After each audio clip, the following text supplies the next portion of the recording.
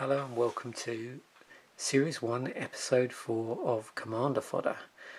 And our chosen focus of our Commander Fodder for this series is the Coldsnap pre-constructed deck, which has Sek'Kuar Deathkeeper in it. So this particular episode I'm calling, I think, Bash the Binders, although it is also Bash the Boxes. And what we're doing is we've reached a point in our sort of Commander Fodder exploration where we're now trying to fill in the final slots in the deck. And so what we're doing really is looking for inspiration within our Magic collection that we may have access to. But I thought before we do that, it might pay us to just recap where we are in terms of what we've got in so far. So if you remember, one of the first things we did, and this is going to be a reoccurring theme in subsequent series, is this idea of starting or getting assistance from some sort of starter kit, toolkit, whatever you want to call it, which is on colour. And in this case, very much on theme as well. So this starter kit didn't just contain general utility cards for black, red, green, but actually specifically contained black, red, green cards that were relevant to our SAC theme of the original Coldsnap Beyond the Grave theme deck. So also, if you remember, one of the concepts I introduced fairly early on is this idea of some sort of table. I got the idea originally from a book called Mastering Magic Cards by George Baxter and Larry Smith. I think that it's actually even called something like Baxter's Pockets or Baxter's Boxes, where he actually breaks down and have like groups of 4 cards which have a similar utility or theme to them. So you can get a nice idea of the structure of your deck, how consistent it is, that sort of thing, and what themes are going to be your main themes in your deck. I quite like the idea of breaking stuff down into clusters, and I've gone with more of a sort of legend concept here, where it's just giving you an idea of what the different cards, what their utility is, and I've focused that mainly on the toolbox side of things, just to make so I knew what I was sort of covering. What I've since done is just sort of scribbled in the stuff that's coming in from the Beyond the Grave. So what that's done is that's left us with some slots to fill up with other stuff. We could have put some more cards in there from the Beyond the Grave, but we did pull out some cards because they didn't feel that strong, or they were just replicating something that was already there in the starter kit that I didn't feel that I just wanted to add more of. Again, you could do that. We're going to talk a little bit about I think one area in particular there. So you can see here through my scroll that we've got 4 slots in the creature area. I keep thinking that's 5, but it's only 4. And we've then got a couple of slots in the non-creature spells area, and this whole big area here for land. If you want a bit more explanation about the breakdown of this, then I'd suggest you watch the I think the very first episode, where I sort of explain a bit more detail some of the rationale behind this. We're going to be touching on all of these, and in this Bash the Binders, Bash the Boxes episode, there's a little bit of randomness here because we're literally looking at what we discover.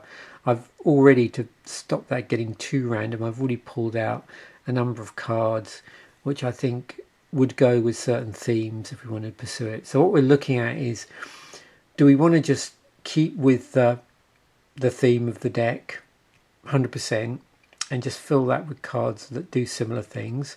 Do we want to add a bit of additional utility here? maybe we want to top out. Maybe we feel that our deck is just too dirtly, and we've basically got too engrossed in the whole sacked and generate tokens theme of the deck, and we actually want something that's going to properly kill our opponent rather than just swinging in the red zone, which is fine, it'll work. And we could end up, if the deck really starts rolling and we get lots of recursion going on, stuff coming back from the grave, stuff being resacked, and then tokens being generated, we could end up with quite a large presence on the board. But that may not happen. So, do we want in these remaining creature slots to include good finishers or stuff, or again just maybe bigger creatures that are still on theme? And we'll look at some of the options there. I've got little packets of about, I know we only need 4 here, but I've got about packets of 5.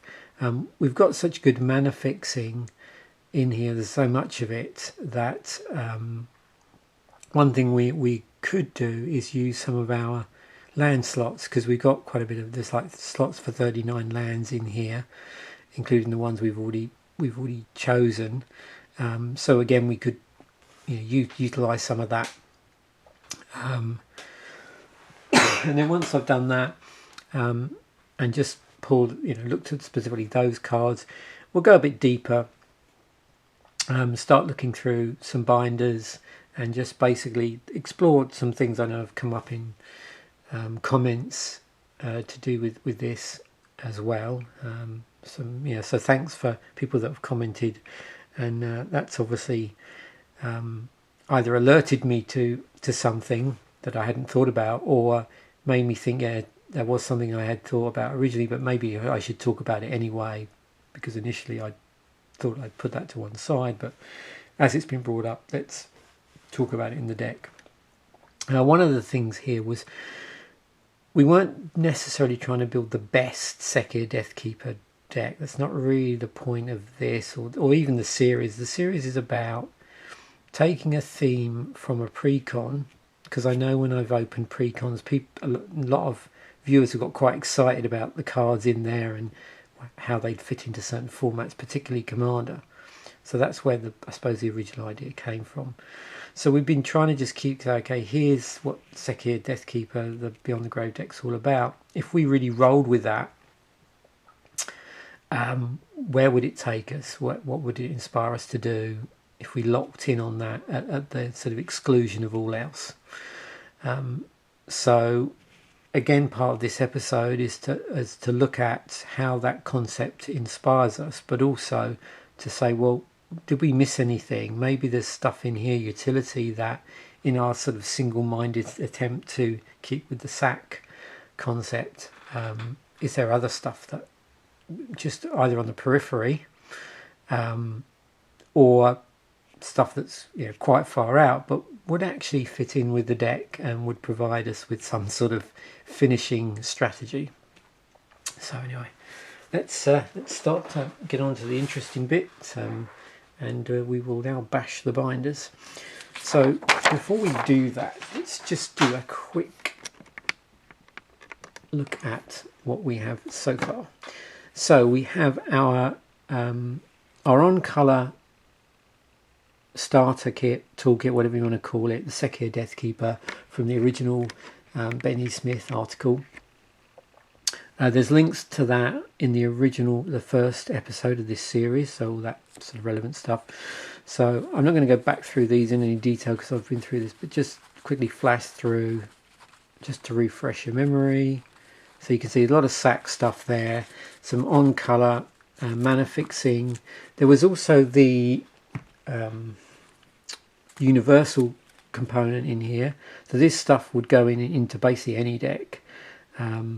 So you can see here lots of mana rocks, some utility in there. We got hand side stuff, hexproof, bit of equipment, a bit of on-colour artifacts there, a rather nifty finisher which doesn't care what colour we're playing, and then again some sort of universal fixing. So you can see we've actually got quite a bit of fixing in the deck. So again, that gives us an option to maybe cut down on the amount of land and replace it with some creatures. We want this deck to obviously be creature heavy because we're going to be sacking stuff. Then there was the stuff that came across the Beyond the Grave, and some of the stuff that I was undecided about, which I'm going to just mention. When I marked up the slots on the sheet I showed you earlier, I've only included the stuff that is now definitely coming across. So we've got all of our sack related creatures and our utility that I thought would be useful in here. There's our Endless Cockroach, which remember we substituted out some of the other things, and the previous episode is one to watch that, where I actually talk about a bit more about the Beyond the Grave deck. And then these upside down cards. So this is the stuff that I just want to mention.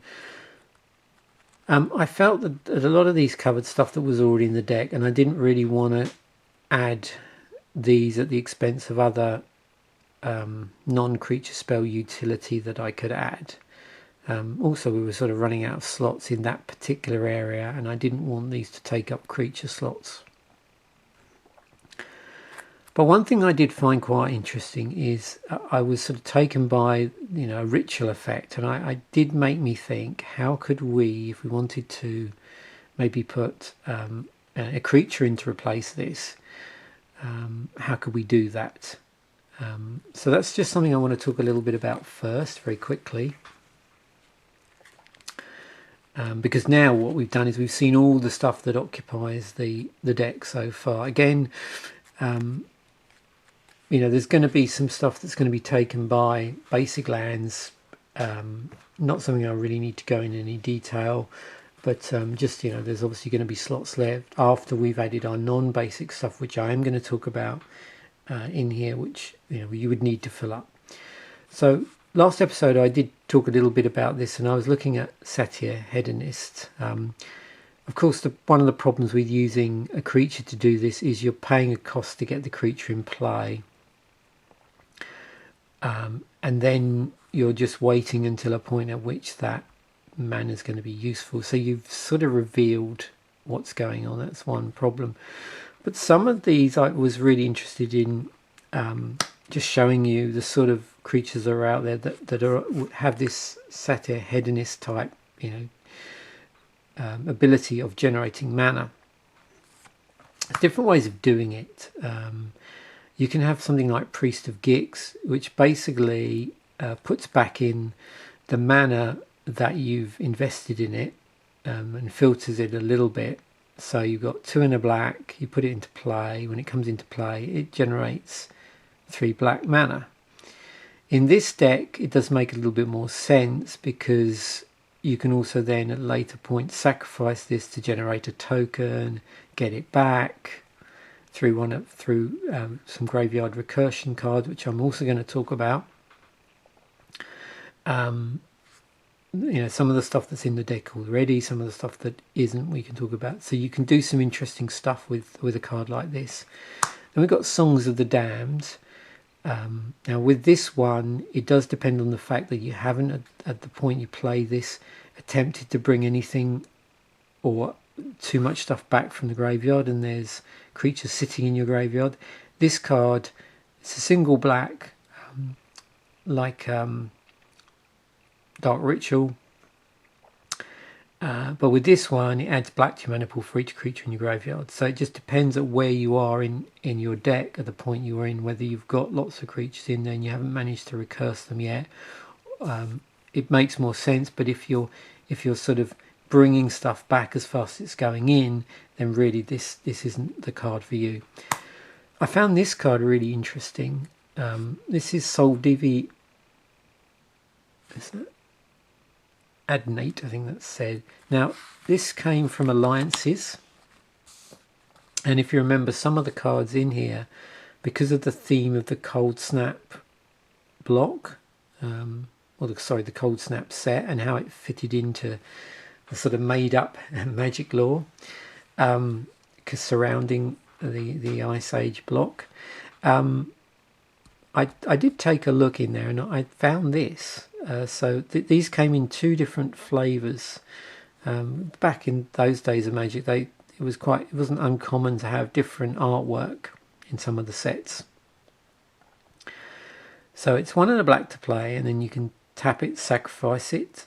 Sorry, you don't sack it. Well, you can sack it actually. So it sacrifice a black or artifact creature to add an amount of black equal to that creature's casting cost to your mana pool. Play this ability as an interrupt. So I found that interaction really interesting. You're sacking another creature, or you're sacking this, although you only get 2 black out of it if you do that. So you want to pick something bigger in the deck. You'll notice, I think I might be right, there's a lot of these cards, these creatures are fairly large.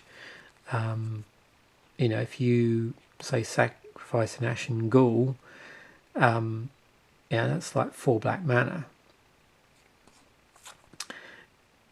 So's that. Gristle Grinner, although you might not want to sack that because that's more synergistic with other stuff you sack. That's 5 mana. And there's other black cards in our. Let's have a look. See what we have in here. Yeah, if we sacked a Shriekmaw, we actually paid full cost. That is 5 black. Try to look, see if we can get it. I think it's in the. Actually, it's in the end of this. I was interested in.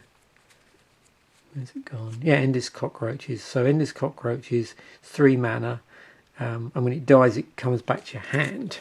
So that you again takes a little bit to set that up, but it is interesting to see where you can go with this. And of course, because you're sacrificing it, this card is great because you tap it, sack it. You don't sack this card unless you're self-sacking it and you're getting desperate.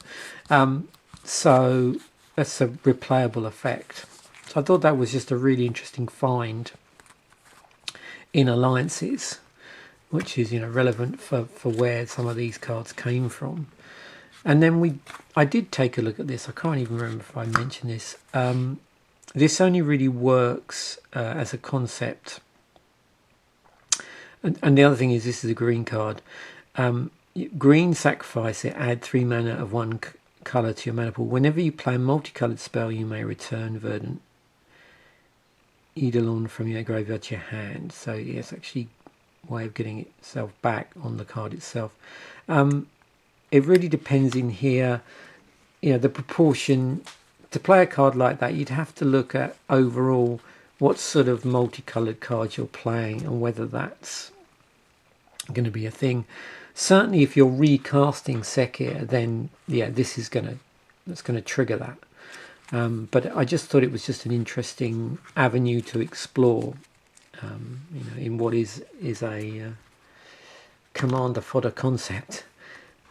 So that just covers the stuff coming across from the deck, and that particular thing with Dark Ritual. So now I want to talk about the slots we were thinking about. So there's 4 creature slots, and like I said, I probably would want to be like a 5th borrowed from the land, and those couple of non-creature slots as well.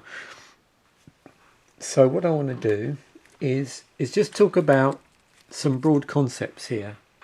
So I've got groups of 5 cards, which I think this is the creatures slot, that might either just keep with the theme of the deck or take the deck in interesting directions, but still broadly keeping with the theme of the sort of sacking. So if we were just staying within and just really adding more of, but maybe making it a bit stronger, we've got things like Hell's Caretaker, sack a creature, return target creature card from your graveyard to the battlefield, activate this ability only during your upkeep. This was recently reprinted in Magic 25. If you were trying to find this, you'd have to go way back in Magic's history, and it's the original card's pretty expensive. I think it's been reprinted a couple of times before in Magic 25, but yeah, it can be quite difficult to track down if you're just looking for older sets. Then we've got some stuff from the other Commander decks that they've had over the years. So we've got Scourge of Neltoth. So there's a sort of Neltoth themey thing going on here. So we got 5 and 2 black, 6/6 flying. You may cast Scourge of Neltoth from your graveyard, paying 2 black and sacrificing 2 creatures rather than playing its mana cost. So that sort of fits in. We've got Merrin of Clan Neltoth. So this was in the black-green Commander deck. It's 3/4 legendary creature, human shaman. Whenever another creature you control dies, you get an experience counter. Oops, hang on, this is, sorry about that, it's going, just so you can see those. I just realised I've gone off screen by accident. Whenever another creature you control dies, you get an experience counter. At the beginning of your end step, choose target creature card in your graveyard. If that card's converted mana cost is less than or equal to the number of experience counters you have, return it to the battlefield, otherwise put it into your hand. And then Sek'Kuar Deathkeeper, 3 black red flying. Whenever a player sacrifices another permanent, put a 1/1 counter on each creature you control. And that doesn't just care about stuff you sack, it's other creatures sacking stuff. And then Mortician Beetle, single black 1/1. This was from Rise of the Eldrazi. I don't know how I stumbled across this. I think I was just going through my Commander box. Whenever a player sacrifices a creature, you may put a 1/1 counter on Mortician Beetle. So that's a theme actually that there's, I think, in creatures that are already in the deck. Then I did cross my mind about, the sort of top end creatures. So these are creatures that do fit in with the sacrifice effect. They're slightly larger. Some have evasion on them, but more importantly, most of them explore Devour, which is a theme from the Shards of Alara block. So I thought it'd be interesting to the little package together just to do that. Plus there's one extra card here, which is, I couldn't resist, Prosh Skyrade of Kerr, which is from actually the Commander deck that contained Sek'Kuar Deathkeeper as an alternate commander. This is the main commander. So what have we got? So just to recap, Devour. So the Devour ability, in this case we've got Devour 1 on here. So Devour 1, as this comes into play, you may sacrifice any number of creatures.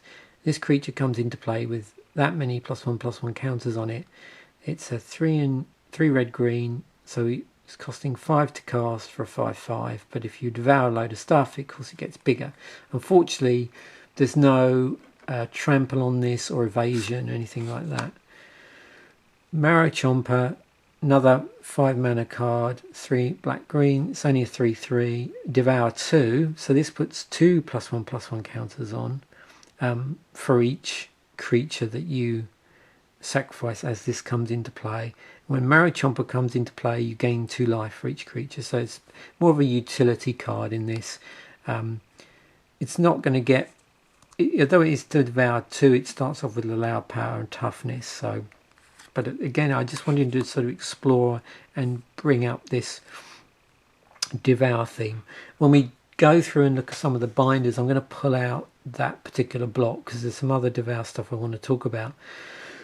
So Predator Dragon, 3 red, 4/4 flying haste, Devour 2. And then we've got Skull Mulcher, which has Devour 1 on it. And when it comes into play, draw a card for each creature it devoured. It's 3/3/4 on the green. So there's a couple of utility Devour creatures there. And there's a couple of, in fact, oh yeah, only one of them's got evasion. There are some other Devour creatures. I deliberately chose budget ones because I was trying to keep this within a budget sphere, if you like. But just be aware there's other Devour creatures in that particular block where they are much more expensive and would be much better in this deck if you wanted to sort of poke up the money for that. Prosh Sky Raider of Kerr comes from the Commander deck, and I mentioned it's got flying. When you cast Prosh Sky Raider of Kerr, put X01 red goblin kobold creature tokens named kobolds of Kerr keep onto the battlefield, where X is the amount of mana. Sacrifice another creature, Prosh gets +1/+0 until end of turn. So of course, like I said, those cards, larger creature cards, but still keeping in with the sacrifice theme. So next group of 5.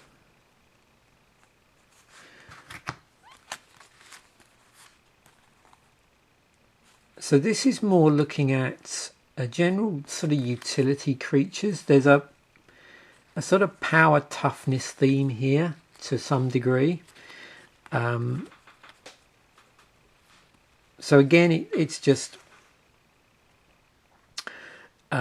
playing around with the sacrifice mechanic or ability in this particular deck, and sort of going with a certain theme in here.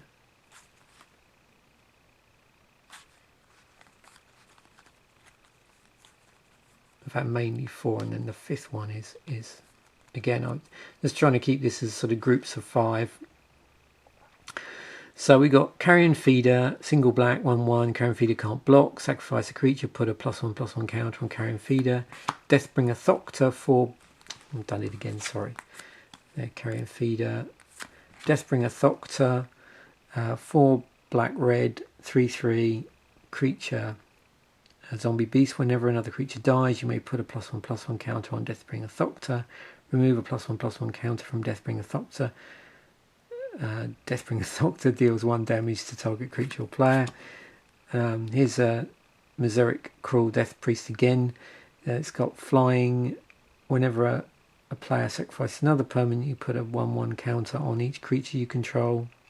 And that's a 2/2. I think I'd just check I'd had.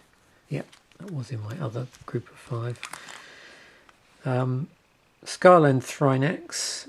Black, red, green, creature lizard, sacrifice a creature, put a +1/+1 counter on Scarland Thrinax. And then Stalking Vengeance, 5 and 2 red, 5/5. Whenever another creature you control dies, it deals combat damage equal to its power to target player. And power is something I'm going to be talking about in a moment, because that's something I've not really mentioned in the deck. But there is a theme going on here if you're looking at the tokens, where there's a lopsided power toughness. They're quite fragile tokens, but they're 3 power. And maybe that's something that you can play around with. The other thing is there is significance in the sleeve colours here. So anything that's got a green sleeve in it means it came from that aggregate deck that I built from the budget EDH rec recommendation. Anything with a blue one has basically come from the original Commander, what was it now? Commander Box Store Challenge series.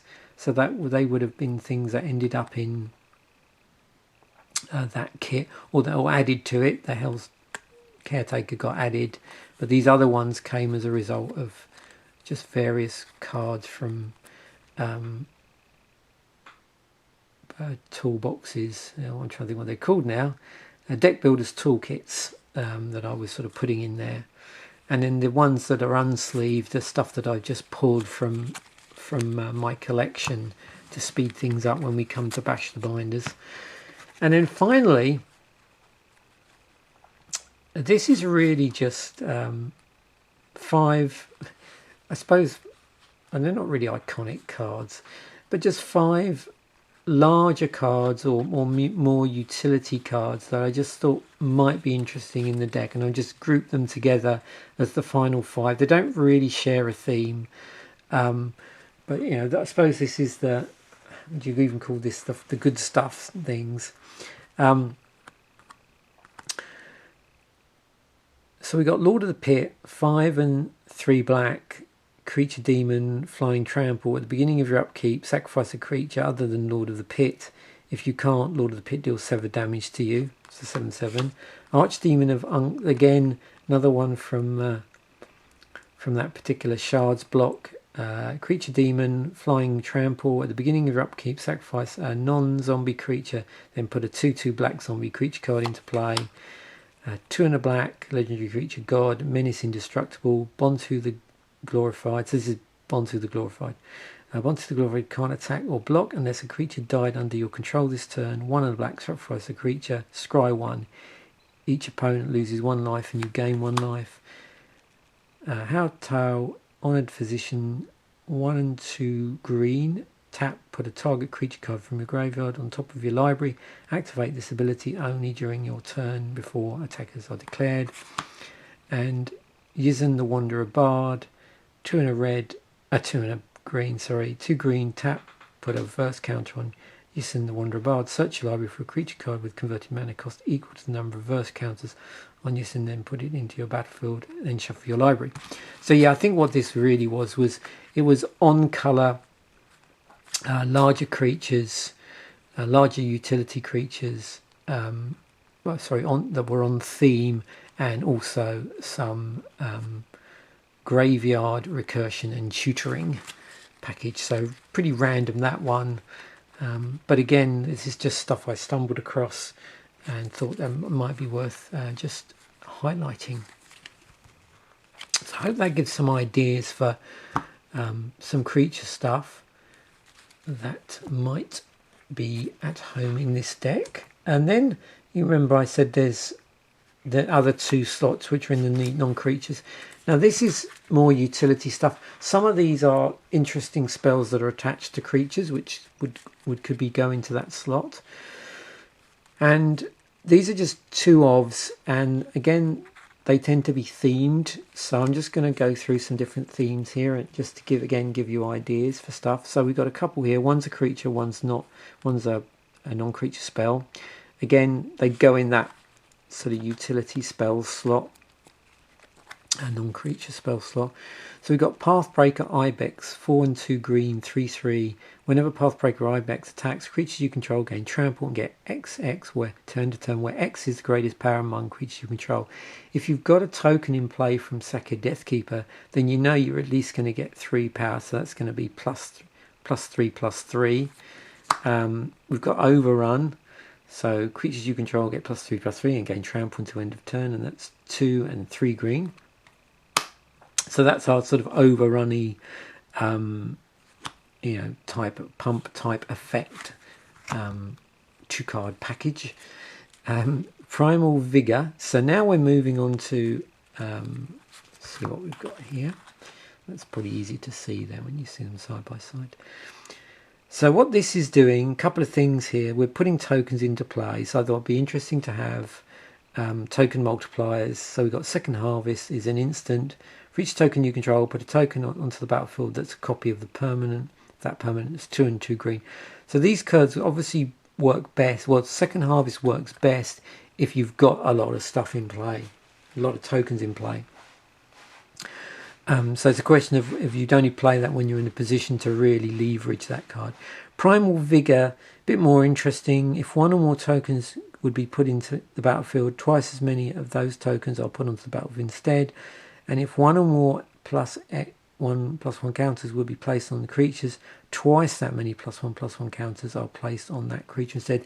There is a counter theme in here, and certainly if you've got cards like the Carrion Feeder we looked at a moment ago, then this is going to be useful here. So yeah, a couple of cards there that look at dealing with multiplying stuff we're already putting in tokens or counters. Then we've got, maybe we want to add a little bit of equipment. So a couple of things that came up. One thing we really want to do is protect our commander. We've got some stuff in there that already does that, but we could always add a Swiftfoot Boots just to make things a bit more consistent. 2 colourless, equipped creature has hexproof and haste, equipped for 1. And then we've got this card that I found in my box, Hero's Blade. 2, equipped creature gets +3/+2. Whenever a legendary creature enters the battlefield under your control, you may attach Shira's Blade to it, equipped for 4. Doesn't really protect anything, but while I was thinking about equipment, I thought, wouldn't it be pretty cool if you just sort of, attach this to Sek'Kuar Deathkeeper or any other one of the legendary creatures that could potentially be in this deck, because there's several, and just start swinging with it. So now you've got Sek'Kuar becomes a 7/5.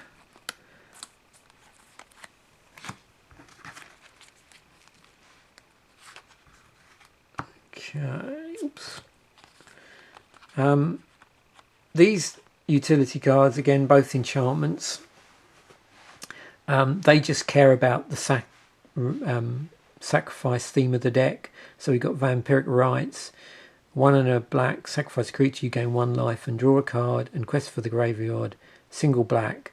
Whenever a creature is put into a graveyard from battlefield, you may put a quest counter on quest for the graveyard, remove 3 quest counters from quest for the grave lord and sacrifice it, put a 5/5 black zombie giant creature token onto the battlefield.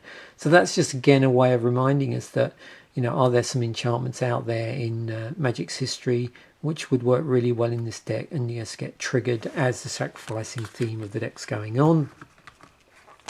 Another couple of cards to make us think about themes. So doesn't hurt to have recursion if we want to do that. So we've got restore, 2 different things here. So we've got one thing that's going to get back land from our graveyard, and then another thing that's going to get back creatures. So reincarnation, choose target creature. When that creature dies this turn, return a creature card from its owner's graveyard to the battlefield under the control of that creature's owner. And getting towards the bottom here. So a couple of cards that care about power, which I thought was an interesting line that you could explore. Garrick's Pack Leader, 4 and a green. Whenever another creature with power 3 or greater enters the battlefield under your control, you may draw a card. Well, the tokens are 3/1s. Elemental Bond, 2 and a green. Whenever a creature with power 3 or greater enters the battlefield under your control, draw a card. So we've got card draw on the because of the power of the tokens.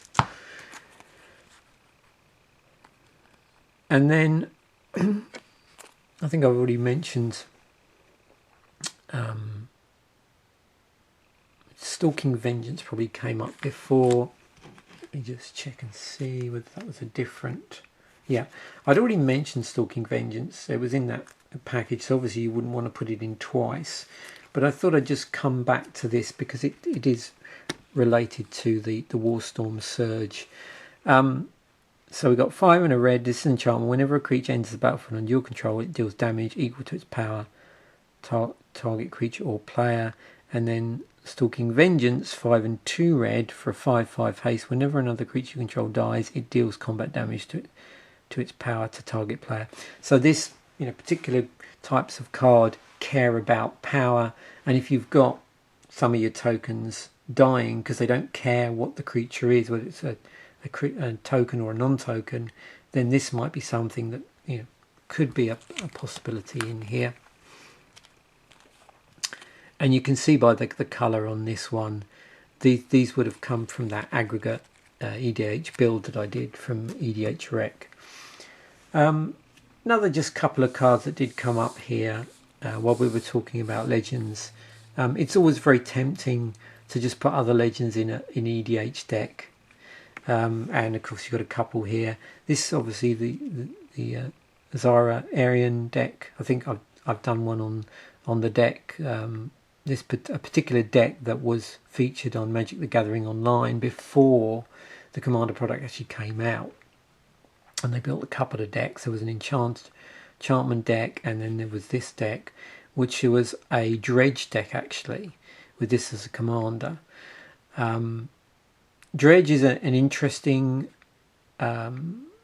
mechanic, and I'm not sure, because of the colours in this deck, you could build a dredge deck around Sek'Kuar Deathkeeper. I'm not sure how much dredge you would want to go in there, but it might help with some of the. You're going to have trouble triggering the Sek'Kuar Deathkeeper ability, but the way in which stuff comes back into your hand might be something. I didn't explore it in this deck because the two abilities don't work that well together, and you have to be really clever how you use it. I noticed in the Zara Airing deck, which was very much a graveyard based deck, and again was quite complex to play, and I've done a video about that if you want to have a look at that and see exactly what I'm talking about. There was enough dredge in there to just help with the overall theme of the deck. And again, maybe that's something that in that those cards we were just looking at, that sort of groups of 5 cards, maybe you want to add a twist to the deck. The other thing you can do with this, which I don't think I mentioned, with those 5 cards, those vacant slots, is what I call like a sleight of hand type thing.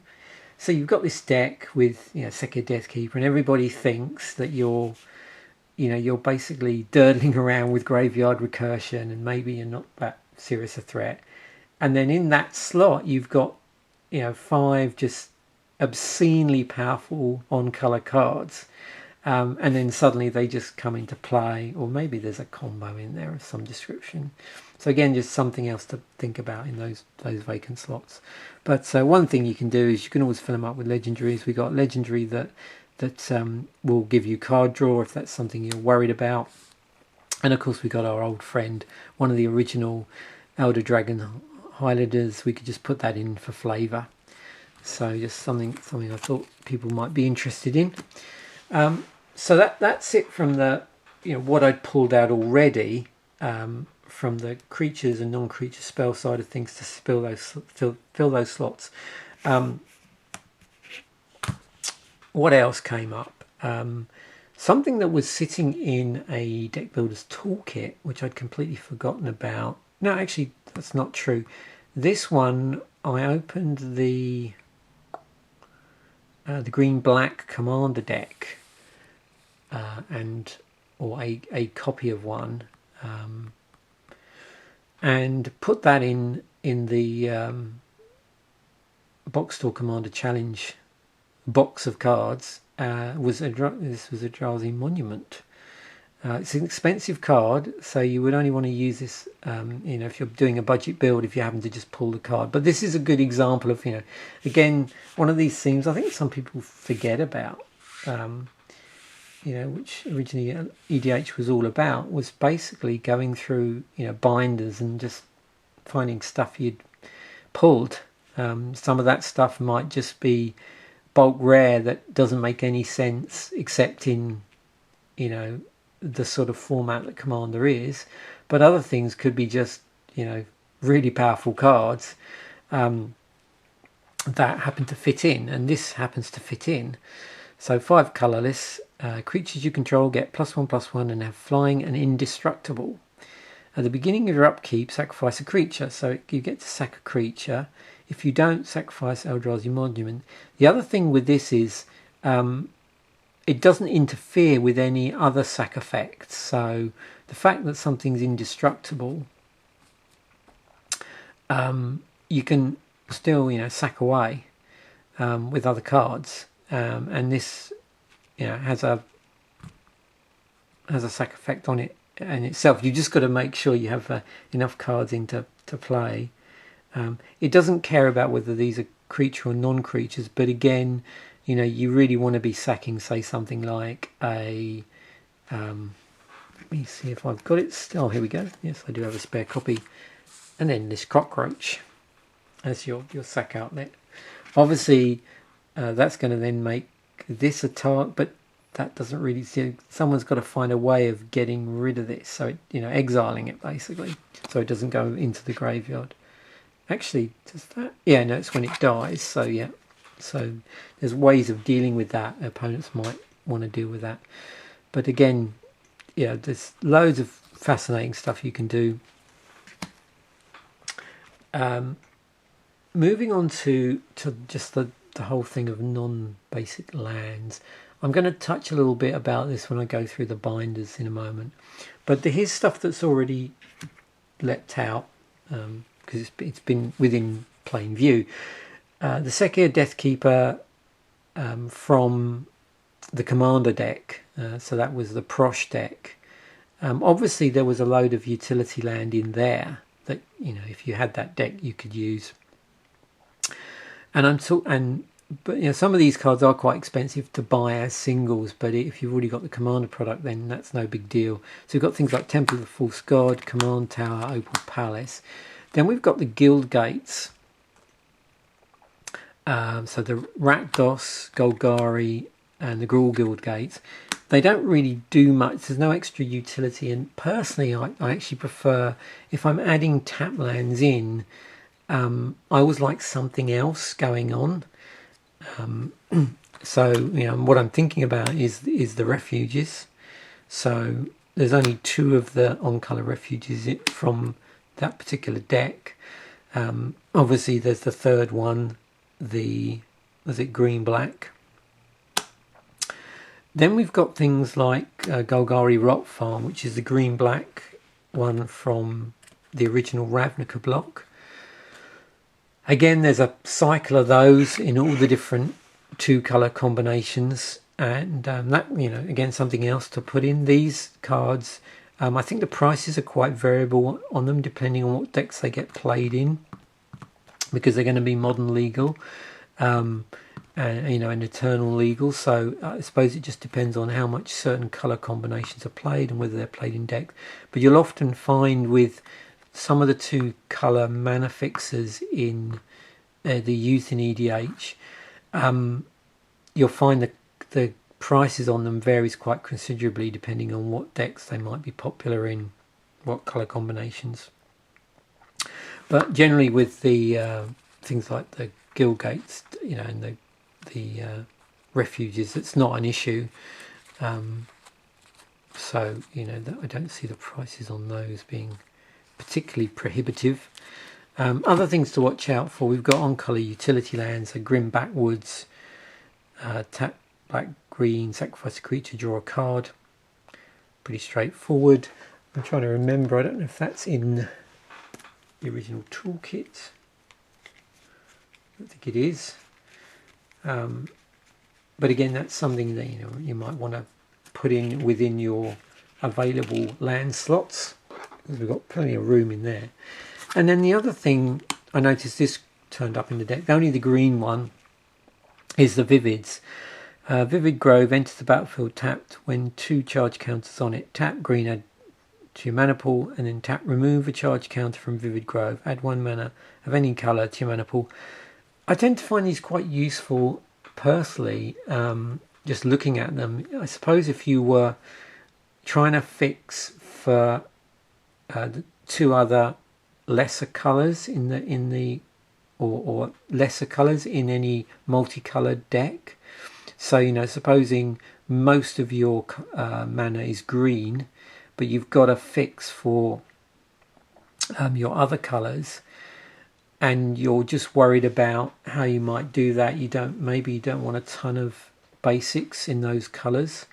Then, you know, a relevant Vivid, which is in the colour of the main, or the main colour of the deck, if you like, for want of a better word, might be a way to go.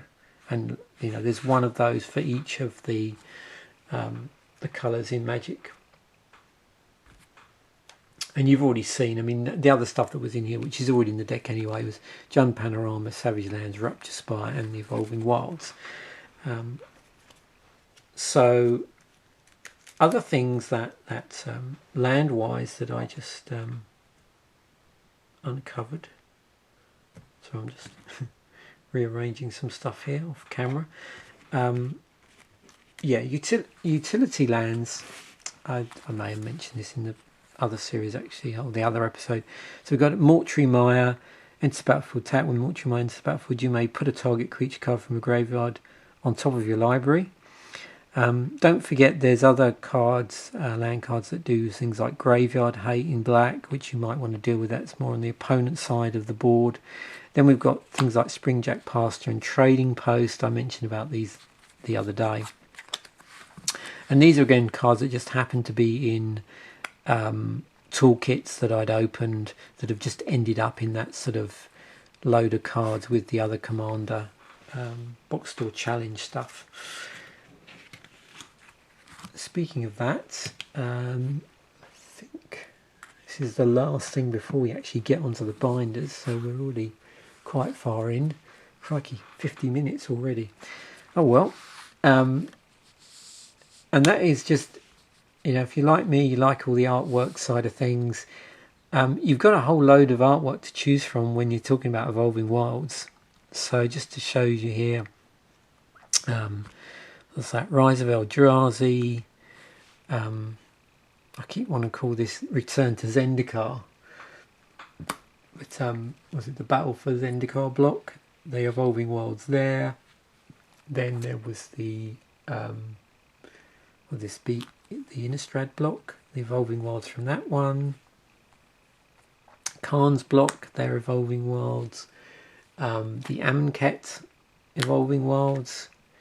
And then finally, the more recently, the Ixalan block Evolving Wilds. So some, you know, variation on the artwork. While we're talking about variations on artwork, you know, remember Manolith was in, I think, the utility component, where there is an alternate Manolith there, and that would have been from, I keep wanting to call it Our Devastation, Amonkhet, that's it, Amonkhet block. Although I think, yeah, no, that is the Hour of Devastation, I think.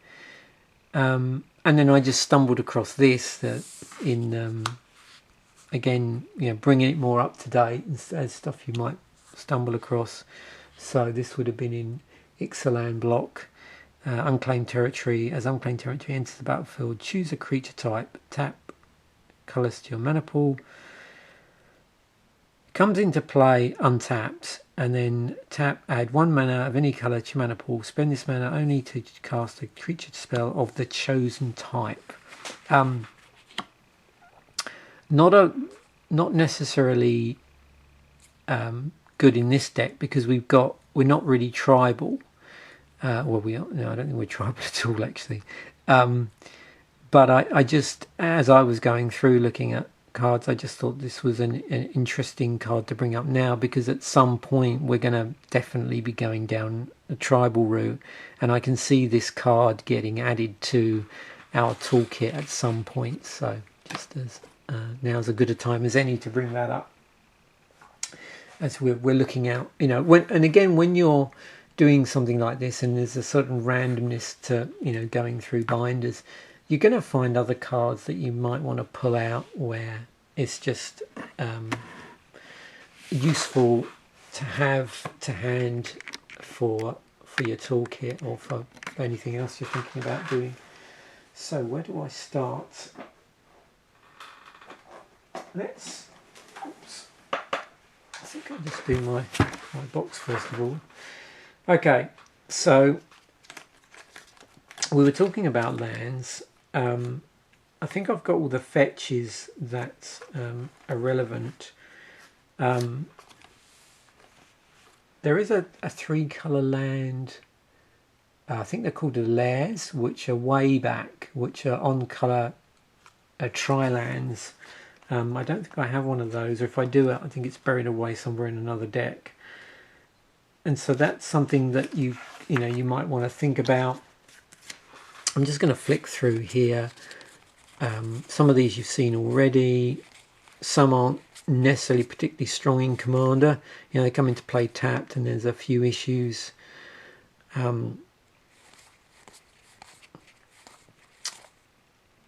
But these cards, you know, are the sort of cards that will allow you to generate mana of any colour, and, you know, work better in some decks rather than others. We've got an Ancient Ziggurat here. Add 1 mana of any colour to your mana pool. Spells this mana. Spend this mana only to play creature spells. So we've got a creature heavy deck. That's pretty good. I've actually got a Cavern of Souls, which this is not a budget land, but it got pulled probably out of a toolkit, which is why it's in here. It's Cavern of Souls, enters the battlefield, choose a creature type, add 1 to your mana pool, add 1 mana of any colour to your mana pool, spend this mana only to cast a creature spell of the chosen type. Again, more relevant in a tribal type deck, but you know, again, it's amazing the stuff that just gets randomly pulled. So in terms of the 2 colour side of things, most of this you've probably seen already. So we've got the Golgari stuff that's been reprinted in the Commander products. Originally came from Ravnica. We've got the Guild Gates. They were in 2 different artwork. We've got utilities like Grim Backwater. We've got, so there was also a set of refuges in Khans, the same colour, same on colours, so you could double up with those. Again, although they come into battlefield tap, you do gain life, and that's always useful if you're expending life in some way.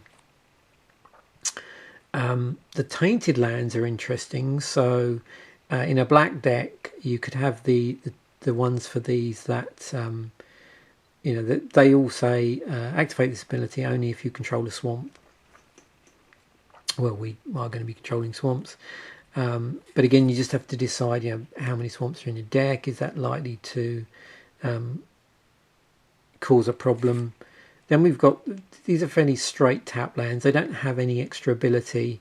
So I suppose with those sort of lands, rather like the Guild Gates, depends on how desperate you are for fixing when considering the sort of budget you want to expend on your lands. So we're going to see just same sort of things in the Gruul colours.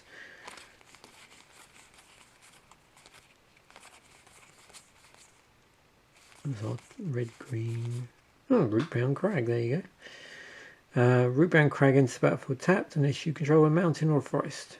Red, green is a utility land, Kessig Wolf Run, Contested Seed Cliffs. We're not playing beasts, so not really relevant. Skarg, the Rage Pits. Red, green, target creature gets +1/+1 and gains trample against the end of turn. Another interesting card, actually, because we're playing red-green, it's not a land card, but it's something like Fires of Yavimaya. Oh, there's Rakdos. So again, refuge type from Khans. There's the actual refuge. There's our Guild Gates. Rick's Macdi Dungeon Palace. 1 black-red. Tap, each player discards a card. Play this ability only if not really relevant. There's a Guild Gate again. Yeah, there's the alternate artwork there. Cinder Barrens, so our sort of vanilla tap land. And there's the Bloodfell Caves again. And another refuge.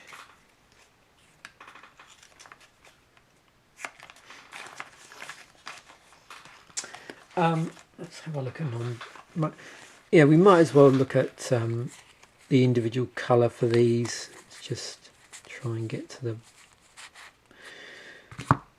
So there's the vivid lands I mentioned earlier. There's the cycle lands. Again, you have to sort of consider what sort of utility are you working for here, and does it have any extra use in your deck if it's replacing a basic land.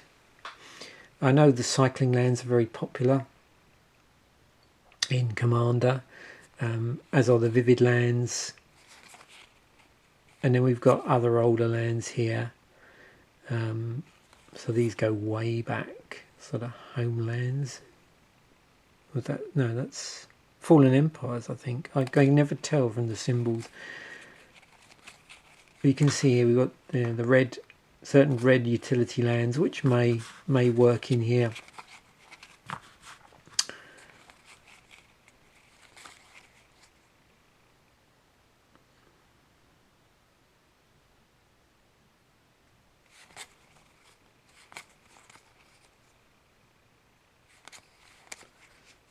And you see we've got the on colour. I've got some graph stuff here for if we're playing going down like a +1/+1 counter route. There's our green vivids. There's our Bajuka Bog. So I was sort of mentioning earlier, our artifact lands. This isn't very well sorted, unfortunately. Those are Teetering Peaks.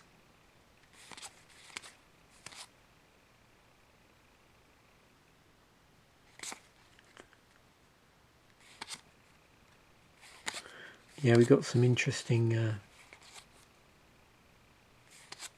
original art commons in here. Just way back, I can't even remember why I did it. It's probably because I could. I went through and sort of just purchased all the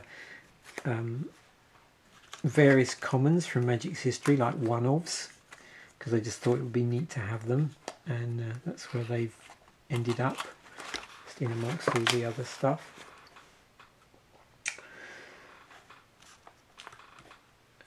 And I'm not going to go through a ton of this, but you know, again, we could sit here and we could start pulling out, you know, different on-color creatures, see if we've missed stuff.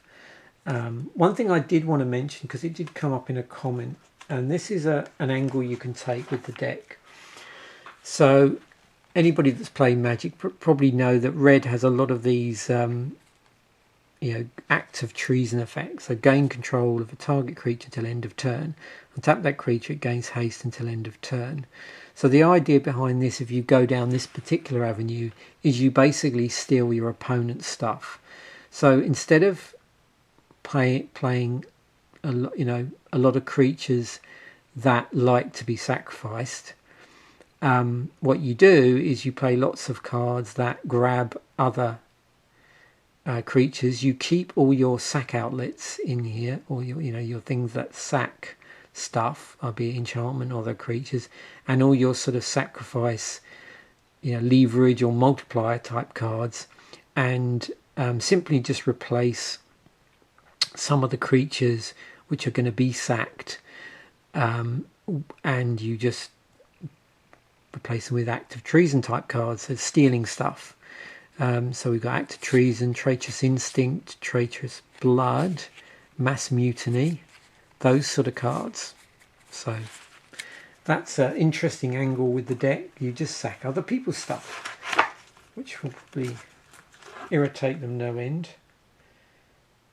Oh, and then enchantments, things like Blood Rights, another one that appeals to stuff being sacrificed. So yeah, so oh, there we go. Look, we've got Hammer of Porphyros. Creatures you control gain haste. Another thing that's interesting to take a look at is, you know, all those legendary enchantments in the Theros block. There's, you know, on-color ones there that might be relevant. I know they tend to crop up a lot in Commander decks. Okay. And focusing a bit on red here because the whole Act of Treason thing was brought up. I thought these sort of cards are interesting. Whenever another creature enters the battlefield, you may put X 1/1 counters on the Hummingbird Goliath, where X is that creature's power, because we're generating 3/1 tokens. So we're going to get 3 1/1 counters on this thing. Conquering Manticore. When Conquering Manticore enters the battlefield, gain control. So there's a creature that helps you gain control of a target creature and opponent controls until end of turn. Magma Phoenix. When Magma Phoenix is put into the graveyard from battlefield, it deals 3 damage to each creature and each player. 3 red return Magma Phoenix from your graveyard to your hand. So, like, you know, if you've got a lot of this stuff just sitting around, then obviously it makes sense to go through it and see if anything leaps out for all the colours that you have.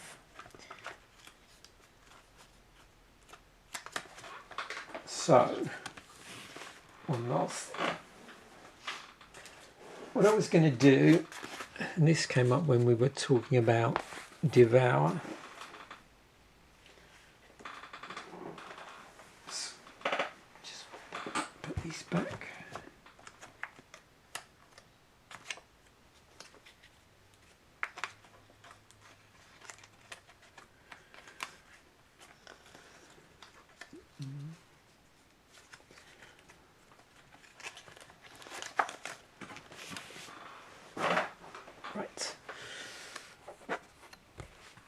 So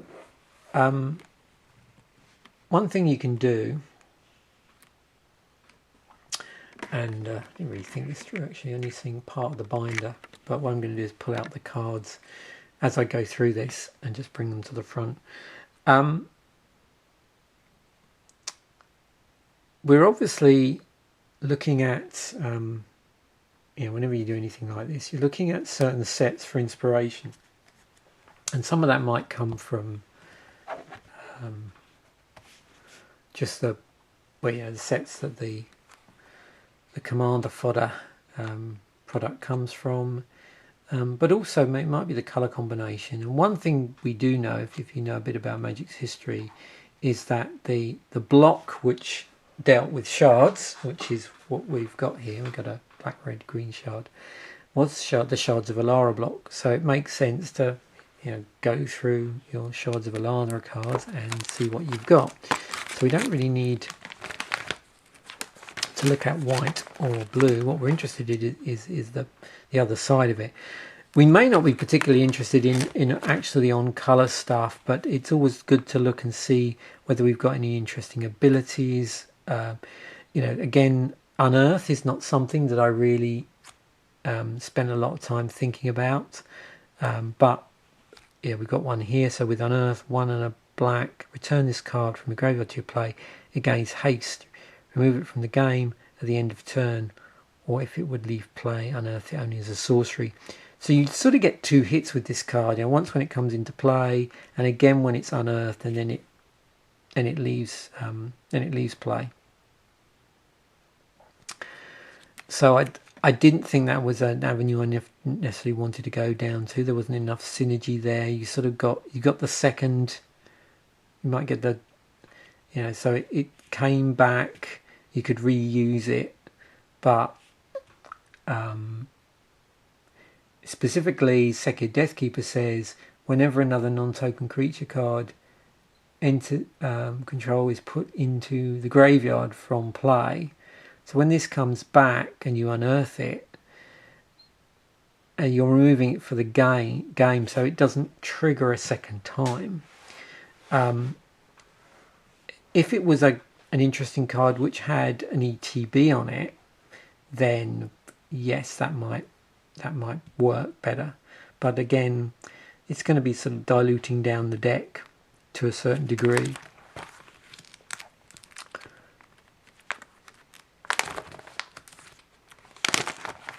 I'll just get onto the. So we've got. We're looking for things in like 2 colours. Is there anything in here? We've got the Jund Charm, which I know cropped up in the aggregate deck. We've got things like Spriting Thynax, which we've already seen. Then there's targeted removal like Branching Bolt. The ultimatums, again, were in the set. So destroy 3 target permanents. So we've got removal there if we wanted to use it. It's pretty high casting cost. We've already met the obelisks were a thing. So again, we're playing Jund. The Jund obelisk we've already looked at. We've got there was some graveyard dealing with. So there was graveyard hate stuff for dealing with opponents' things. Again, we've got a few cards here that care about other stuff being in the graveyard apart from our own, so that might not necessarily be a good thing. But again, something you consider if someone's playing a very heavy graveyard deck and you need answers. It's just one way you can deal with it. Just looking at Quietus Spike. So just so you can see, because there's a relic of Progenitus and Quietus Spike next to it. Quick creature has Death Touch. Whenever a quick creature deals combat damage to a player, that player loses half his or her life rounded up. Equipped for 3. That's pretty nasty if you were going a bit Voltron-y as your sort of hidden hand, as your I was saying where you've got this deck that looks a bit dirtly and then suddenly it changes. We already mentioned the panoramas. There was also, we've already got this, I think, This is the blue, black, red one, Crumbling Necropolis. Oh, there's our, and of course there's our Jun panorama, which we've already seen. Let's skip through these to the on-colour stuff. Oh, there's another Unearth.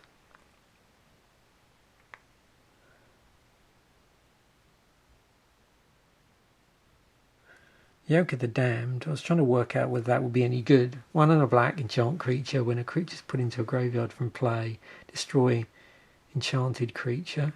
So could you enchant your opponent because you're constantly sacking stuff? That's going to be pretty effective. It's a 1 and a black creature destruction card, which doesn't care. It's not like with a lot of black spells where, you know, it cares about whether it's black or artifact. Well, there's a condition on there to do with that.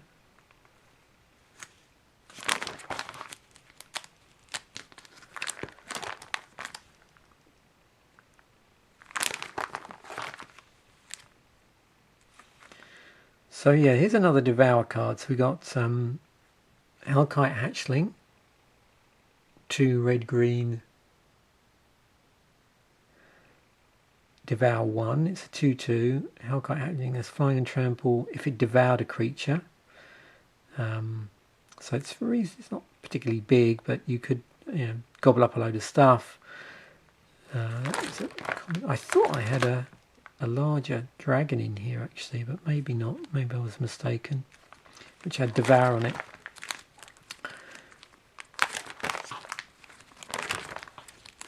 Some mana fixing. We've already looked at Armory Sphere, Manus Silex. This is a filter. Let me see if I can find the card.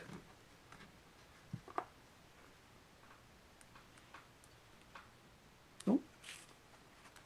So in the original deck, you had a Barb Sextant here. So 1 to cast, 1 tap, sacrifice it. Add 1 mana of any colour to your mana pool, draw a card. So you do get card draw on that, but you've got to sacrifice it. With a Mana Silex, again it's filtering, which Barb Sextant is, but you don't have to sacrifice it, you can reuse it. Now obviously there's more powerful mana rocks in Magic that you could use, and we've already seen some of those in the deck that just generate 1 mana of any colour or mana of any colour without having to filter anything. But it's just again something, if you're working on a budget and you're looking for cheap mana rocks, that's something you might want to look at. Another thing here, which is off camera and I'll just bring it on, is Reliquary Tower. These are fairly expensive. You have no minimum hand size. Tap, add 1 to your mana pool. One of the problems with this deck is that if you start getting card draw going, and there's not a massive amount of it, but there's enough, you know, that could cause a problem, and you haven't got a card, and there's 1 card in there currently, I think in the toolkit side, which you know, doesn't limit your hand size. What you don't really want to be doing, unless it's cards like, let me just see. Actually, no. So a lot of the cards only trigger, like the Endless Cockroach is only triggers when it dies. So you don't want to be discarding that. You're okay if you're discarding due to a high land side with something like a Reassembling Skeleton, which just basically is 1 and a black, you know, and then return it. So again, it's just something you've got to think about, is if the deck is put together in such a way that you are inadvertently discarding a lot of cards, that might not be a good thing. So there are certain cards in Magic, one of which is Reliquary Tower, and there's other cards that don't have such utility, like Spellbook, for instance. The problem is that the cards that have more utility attached to them tend to be more expensive. There was a card printed in one of the more recent Commander products, which the name of the card escapes me. Similar sort of thing. It was an artifact, had some utility, and also it meant you had no maximum hand size. But again, I think if you're buying those as singles, they're a bit more expensive.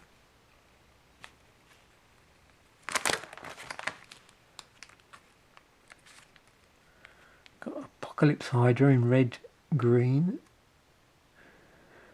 Apocalypse Hydra comes into play with X11 counters on it. If X is 5 or more, it comes into play with an additional X +1/+1 counters on it. 1 and a red. Remove a +1/+1 counter from Apocalypse Hydra. Apocalypse Hydra deals 1 damage to target creature. Another Scarland Thrynex there, which we've already looked at. And we've got stuff like, you know, red, green from this set. We've got things like Exploding Borders.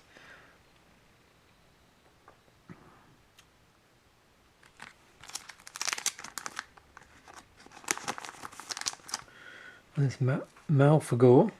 Malfagor enters into play, discard your hand. No, I don't really want to do that.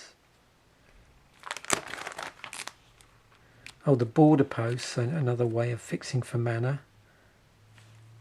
Just, you know, see, we need the on-colour ones, the 3 that would be relevant, but again, not something I'd necessarily want to clog up some of the slots in this deck. So there's our black-red one. Right, this isn't very well sorted.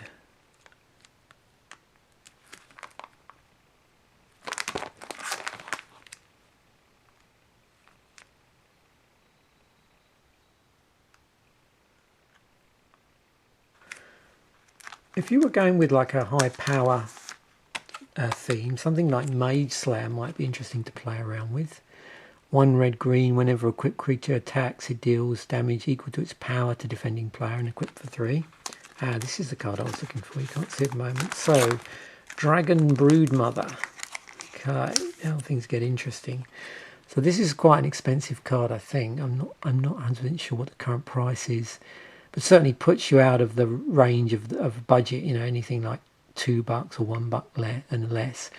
2 red, red, green, 4/4 flying. At the beginning of each upkeep, put a 1/1 red and green dragon creature token with flying and devour 2 into play. As the token comes into play, you may sacrifice any number of creatures. It comes into play with twice that many +1/+1 counters on it. So that would be an interesting card to experiment with in the deck.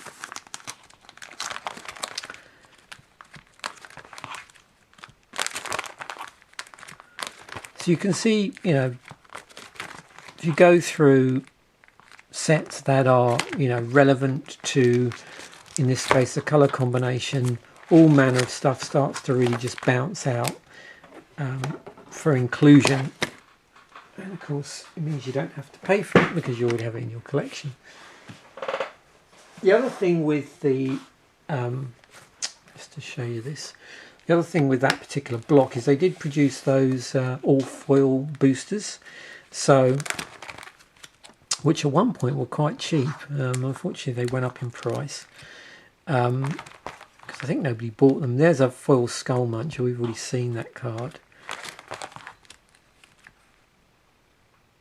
Got removal like lightning, a violent outburst on colour, cascade.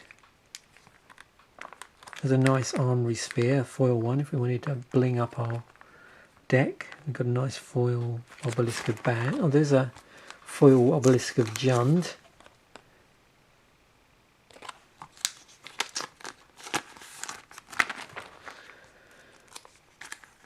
And some other foil lands.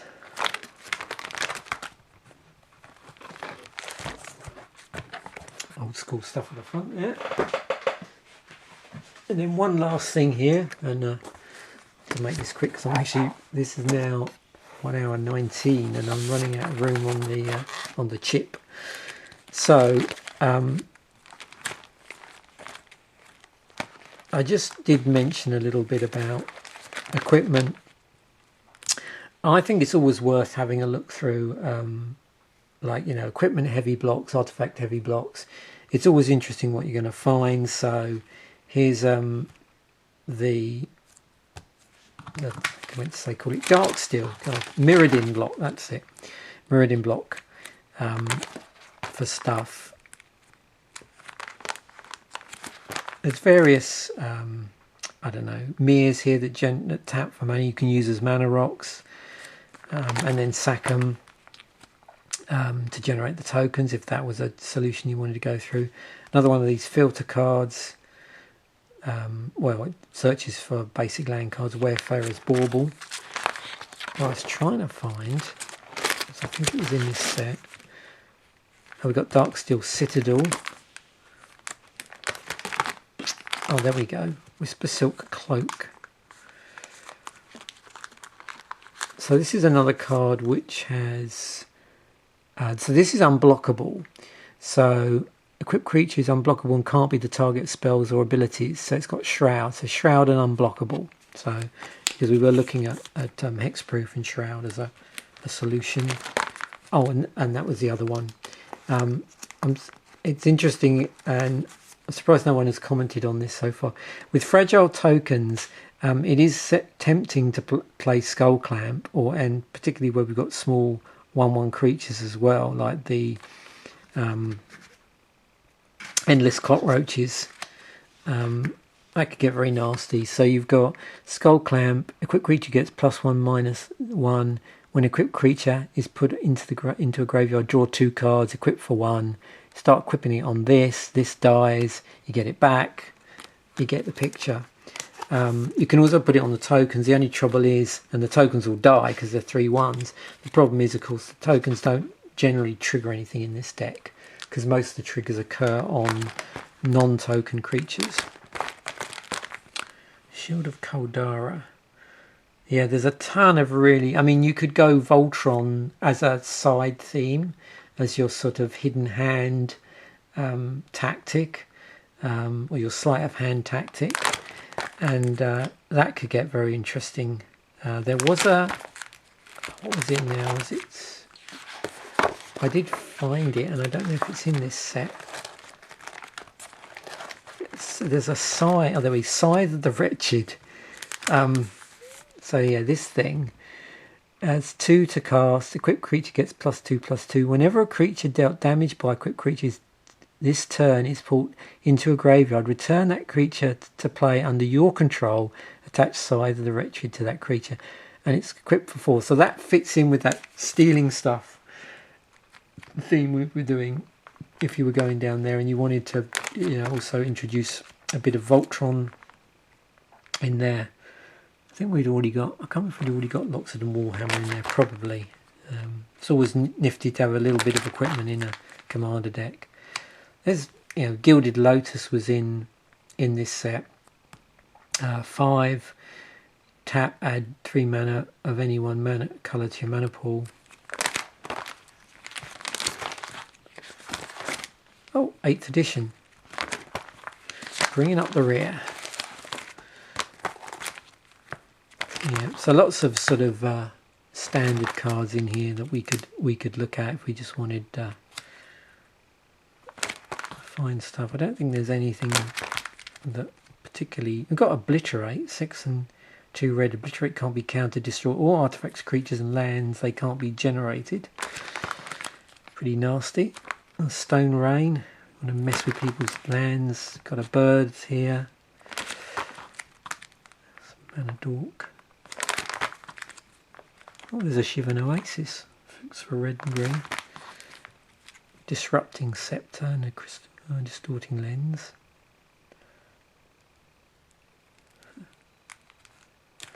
What interesting stuff. Anyway, so that's as much as I want to talk about. We're now getting up to the 1 hour 30 mark, so probably time for me to stop.